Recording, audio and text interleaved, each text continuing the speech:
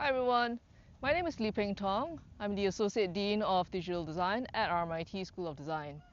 In this video, I want to step back a little bit from the tools and talk about what digital learning actually feels like for our students, especially in complex, diverse learning environments. I want to step back because technology is always advancing. There's always been a digital ecosystem around us, a real smorgasbord of tools. What feels different now is the pace. Everything is accelerated, and as educators, we're spoiled for choice. AI, Figma, collaboration platforms, and all kinds of video tools that bring so much of excitement, but also a degree of anxiousness. I'm a UX designer and I see things through a UX design lens. I'm always asking where are the frictions, how do we smooth them out so people can engage with digital experience seamlessly. I apply exactly the same thinking to learning and teaching. Because with all of these tools, what I really care about is how we pick the right ones to help students engage, to do active learning, collaborate meaningfully, and actually achieve the learning outcomes that you set. And to do that, I think we need to pause. Instead of jumping straight to which platform should I use, I want to focus on the learners and how they experience this whole digital ecosystem. So this is where diversity really matters because our cohorts are incredibly diverse. Culturally, linguistically, educationally across both international and local students, and there's diversity within our very diverse international students cohort as well. So students come with very different expectations of learning, different relationships to authority, different comfort levels with speaking up, critiquing, and uncertainty. Some, as we know, are comfortable experimenting in public, others are more risk-aware, some see questioning as engagement, while others see it as disrespectful. So all of that changes how students respond and engage with you in class, especially in digital spaces where cues are significantly reduced. So when students appear quiet or disengaged, it's not always a motivational issue. Sometimes it's about whether they feel safe or visible or clear about how to participate. So think about the range of tools that students are navigating. They move between so many tools: AI, Figma, collaboration, platforms, video calls, forums, shared workspaces, all stitched together into a single course experience.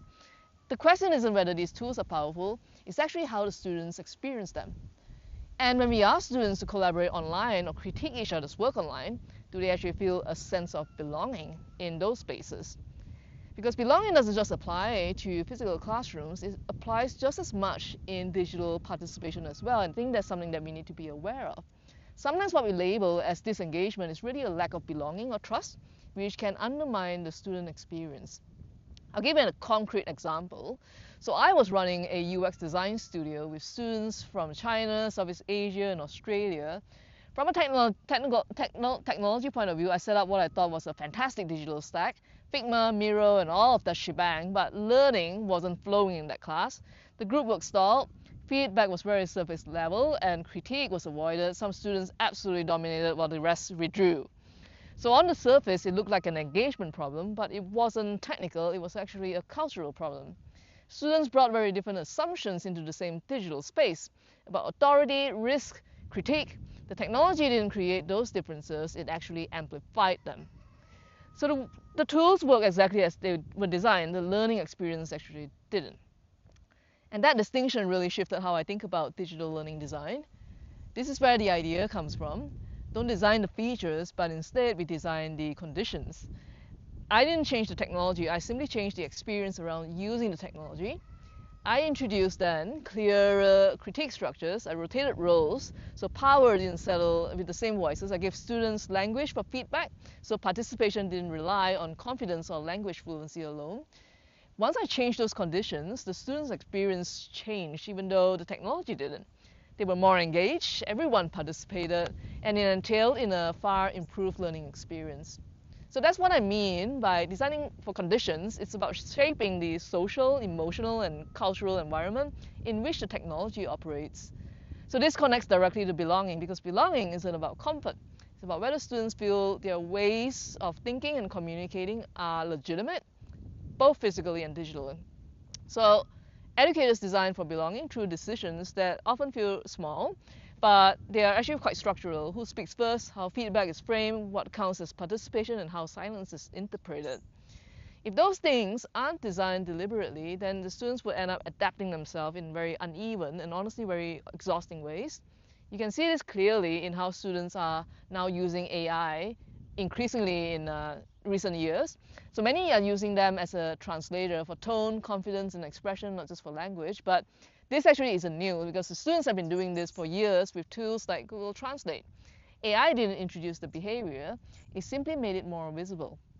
And that's not about a lack of confidence or fluency. Oftentimes it's about fitting in. It's about feeling safe enough to participate in environments that weren't designed with their learner persona in mind. A lot of times students aren't actually trying to shortcut learning, they're trying to feel belonging. So I'll leave you with this question. Are you actually designing systems that students can technically use, or experiences that they can actually feel belonging? Because no matter how advanced the digital platforms become, if students can't experience the learning effectively, then the technology hasn't really helped.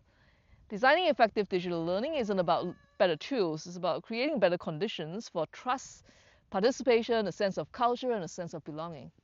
I think that's where the real design work is happening here. Anyway, I wish you luck in picking the right digital tools. There are more choices than ever, too many choices, I'm afraid. But as you do pick, try to hold an awareness of how your learner personas will interact with them and experience them and preempt the frictions that might emerge, rather than treating all your students as one big single user group. I hope that's helpful. Good luck in picking the right tools and creating the right experience for your students.